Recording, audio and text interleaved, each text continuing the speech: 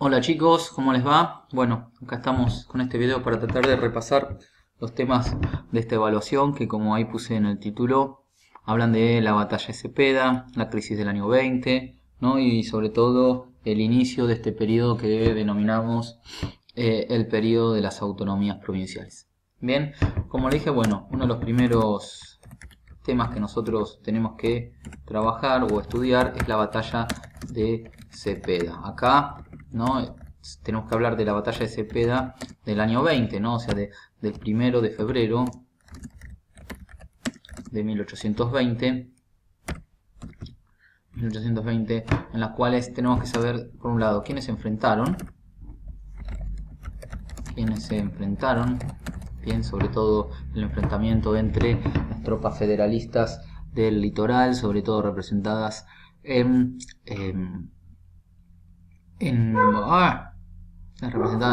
las provincias de Entre Ríos y Santa Fe, y por otro lado la provincia de Buenos Aires, las fuerzas directoriales al mando de Rondó, que era hasta aquel momento el director supremo, ¿sí? Entre las causas de esta batalla, ¿no? De la batalla, tenemos que mencionar o tener en cuenta, por un lado, la Constitución de 1819, ¿no? La cual, luego de haber declarado la independencia, recordemos, el Congreso de Tucumán se traslada a Buenos Aires y establece o declara la Constitución, redacta esta Constitución en 1819, pero como favorecía mucho a Buenos Aires, bien, sobre todo con la forma de gobierno, bien centralizaba mucho el poder en Buenos Aires, le daba mucho poder y privilegios, las provincias del litoral se levantan, o sea, rechazan esta constitución y se levantan en armas contra Buenos Aires. Pero también, y bueno, y relacionado a esto, como causa tendríamos que mencionar el conflicto entre Buenos Aires y el interior. Sí, ahí recordemos este conflicto que se venía dando no solamente por la forma de gobierno, sino también por el manejo de la aduana, esa institución instalada en el puerto de Buenos Aires que se encargaba de controlar los productos que entraban y que salían del país, pero que además cobraba un impuesto a estos productos. Entonces la aduana era una generadora de recursos muy importante. Por lo tanto, la pregunta era, bueno, ¿qué había que hacer con esos ingresos? ¿Sí? Entonces, el conflicto entre Buenos Aires y el interior, sobre todo federalista, es otra de las causas de esta batalla. ¿Sí? Recordemos también que nosotros vimos en un texto de Moreno cómo veía Buenos Aires al resto de las provincias, ¿no? Y cómo se veía a sí misma. Buenos Aires se veía como una provincia superior o una región superior al resto, bien, y que todas las demás debían obedecerla. Sin embargo, las provincias federalistas, las del litoral, planteaban la idea de que, digamos, de que haya una igualdad entre todas las provincias, no que haya una región del país que sea superior al resto, sino que las provincias se mantengan en un plano de igualdad. Bueno, estas diferencias en la percepción de cómo debía ser el país fueron una de las causas que llevaron a la batalla de Cepeda, ¿bien? Y por otro lado, como dije, tenemos que estudiar las consecuencias de esta batalla, ¿no? Y ahí podemos mencionar varias. Por un lado, la derrota de Buenos Aires, ¿no? En manos del litoral. Buenos Aires, las tropas de Rondó son derrotadas en la cañada de Cepeda. La derrota de Buenos Aires lleva, por supuesto, al final del directorio. El directorio, esa forma de gobierno que había creado la Asamblea del año 13, en el año 1814, y que concentraba el poder en una sola persona, se disuelve. Bien. Por lo tanto, también ahí es un poco, y como lo veíamos en uno de los videos, los cuales también recomiendo repasar para mañana, decía que, bueno, con esta batalla se cierra ese periodo revolucionario de 1810, bien, o sea, ese periodo revolucionario o esta etapa revolucionaria de 10 años, desde 1810 a 1820, donde Buenos Aires intenta imponer su poder y su proyecto al resto de las provincias. Bien, y otras cosas que también van de la mano con estas consecuencias es la anulación de la Constitución de 1819, ¿no? Esa primer constitución, como dijimos, favorecía a los intereses de Buenos Aires. Al ser derrotada Buenos Aires en esta contienda bélica, en esta guerra, en esta batalla sobre todo, la Constitución también es disuelta, o sea, no entra en vigencia prácticamente esta Constitución. Entonces, a partir de ahí, Buenos Aires pasa a ser una provincia más, o sea, desde 1810 hasta 1820 nosotros teníamos que Buenos Aires era como el centro del poder. Ahí se había producido la revolución, ahí estaba el gobierno, los distintas, digamos, la sede del gobierno, digamos, se hizo, en Buenos Aires se llevó a cabo la primera asamblea constituyente, la del año 13, bien, pero bueno, esta derrota hace que Buenos Aires pase a ser una provincia más y que estén todas las provincias como en un plano de igualdad. ¿Sí? Por eso, a partir de ahí, se inicia un periodo denominado el periodo de las autonomías provinciales. Bien, el cual se va a extender desde la batalla de Cepeda, como dijimos, en 1820, hasta 1829, año en que asume en Buenos Aires el gobernador Juan Manuel de Rosas, pero eso es algo que vamos a ver más adelante. Acá tenemos que, sobre todo, plantear dos cosas. Por un lado, el concepto de autonomía. Bien, o sea, ¿qué significa el concepto de autonomía? Y eso un poco lo vimos, ¿no? Nosotros en clase que las provincias sean autónomas significaban que puedan autogobernarse, que puedan darse su propio gobierno, que puedan decidir sus asuntos. ¿Bien? ¿Y por qué las provincias pasan a ser autónomas? Sobre todo porque el directorio, o sea, la disolución del directorio, o sea, ante la disolución, vamos a poner así, ante la disolución del directorio, no es, digamos, creado ningún otro gobierno central.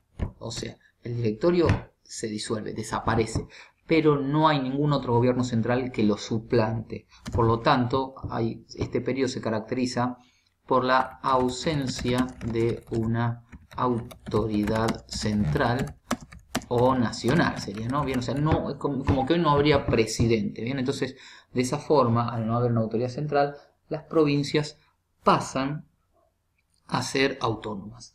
Bien, sin embargo, esto no significa que las provincias eran como países separados, sino que mantienen esa intención de unirse, y lo cual, digamos, esa intención de unirse, y lo cual se manifiesta en la firma de tratados. Bien, los famosos tratados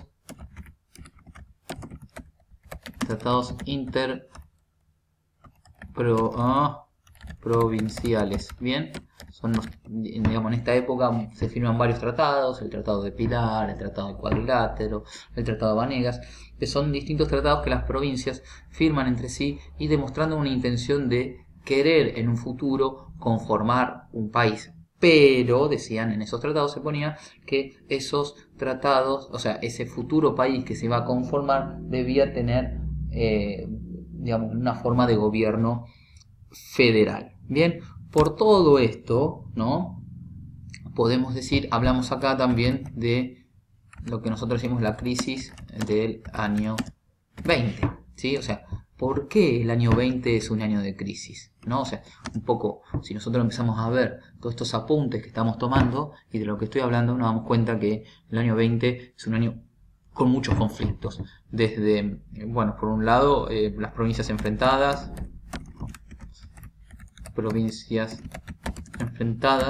incluso ese enfrentamiento lleva, digamos, a una lucha armada, no es solamente un enfrentamiento dialéctico de discurso, debate, sino también provincias que se enfrentan en la guerra. Bien, la ausencia de una autoridad central, ausencia de una constitución,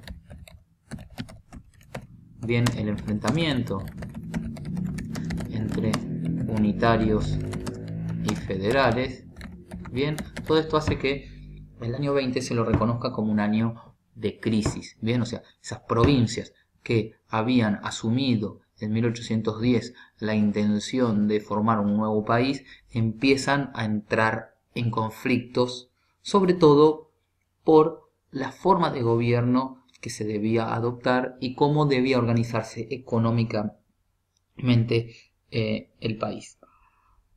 En este periodo, ¿no? En este periodo de luchas y sobre todo de donde las provincias pasan a ser autónomas, aparecen en escena estos personajes que trabajamos en clase, los caudillos provinciales. Bien, tenemos que definirlo, bien, definición de los caudillos, quiénes eran. Bien, los caudillos eran, podemos decir, jefes locales, jefes provinciales, muchos de ellos eran terratenientes, o sea, personas con una muy buena posición económica, y otros eran jefes militares. Bien, recordemos que después de 1810 había que mantener el orden y sobre todo se empezaron a formar ejércitos para defender la revolución de los intentos de España de poder retomar el control de sus colonias. Bueno, entonces empezaron a formarse milicias y los digamos, de los jefes de esos cuerpos milicianos eran caudillos, entonces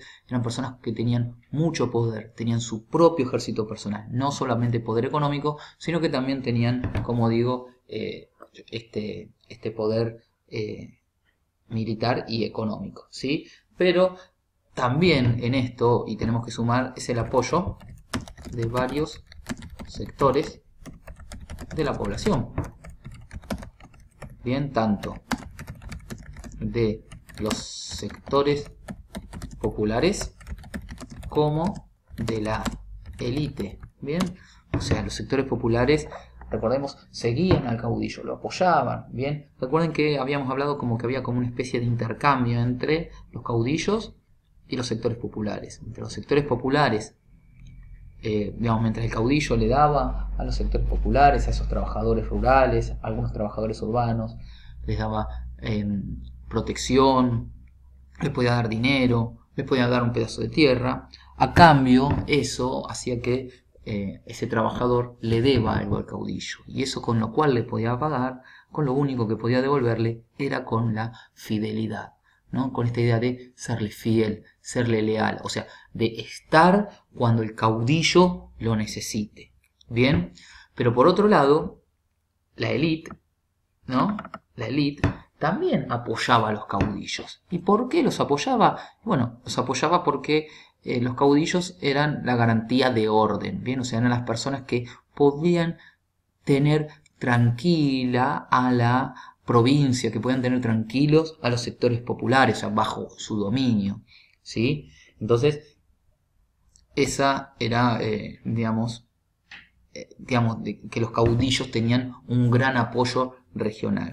Pero también otra de las bases del poder de los caudillos era su poder carismático. Bien, como vimos en los últimos textos, el de Oslac, el de Tateiwa, hablaban de que los caudillos tenían un carisma especial. Bien, se vestían, se comportaban como lo hacían los sectores populares, a pesar de que muchas veces provenían de sectores elevados o muy altos, pero sin embargo ese carisma, esa llegada que tenía al pueblo, de que los trataba personalmente y en forma clara, hacía que las personas apoyen o sigan al caudillo, ¿sí? Bueno, este es el primer video, falta trabajar el tema de unitarios y federales, que lo vamos a hacer en nuestro segundo video.